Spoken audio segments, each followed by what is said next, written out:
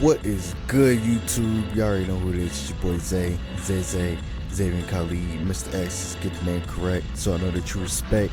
Here with a Silent Hill 2 review.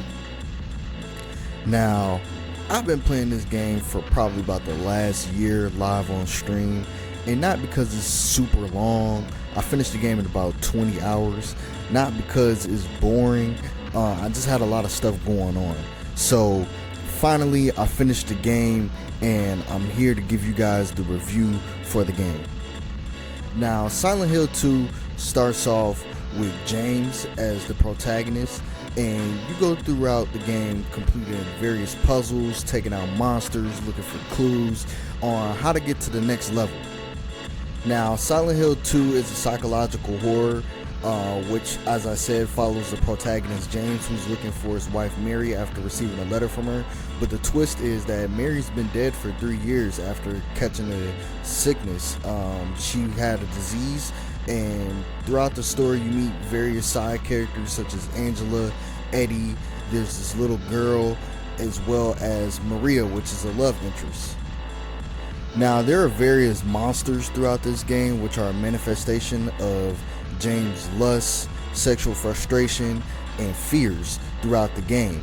I was playing on hard, so some of these monsters, they were taking my health away, and that is to say that you should probably be keeping your health up throughout this game if you want to get one of the endings in this game, which I'll speak on later.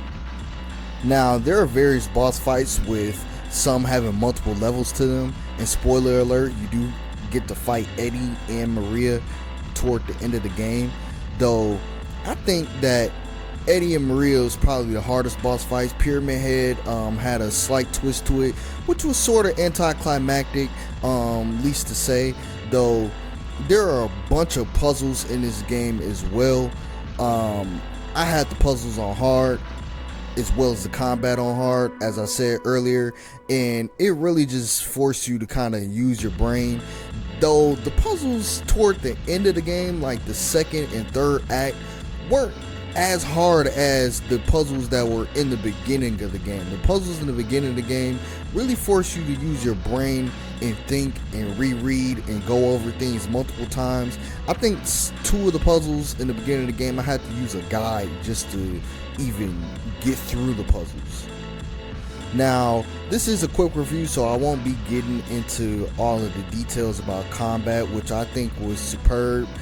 Besides getting hit sometimes when I'm dodging and some of the monsters knife lunging me. Though one thing that I really have to take away from this game is the long loading screens when you die.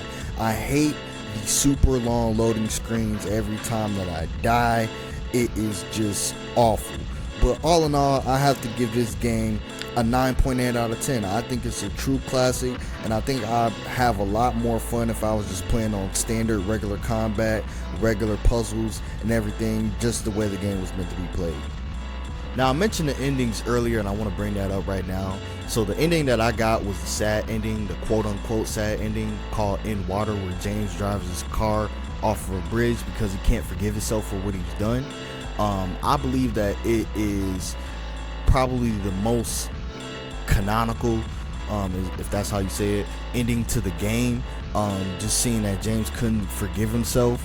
Though if you want to check out the other endings, go check out some YouTube channels, as I did, because I will not be replaying this game. It took me way too long to play this game. Though all in all, I have to give this game a 9.8 out of 10. Just for nostalgia and also great gameplay. If it wasn't for the loading screens, I probably would have gave it a 10. Though, leave a like, share, comment, subscribe, do what you do to any regular YouTube video. Tell me what I could have done different in this review, and also if you enjoyed the gameplay. Though, free word gang naughty, I appreciate y'all rocking out. Keep holding it down. The saga continues, man. Peace. Love y'all.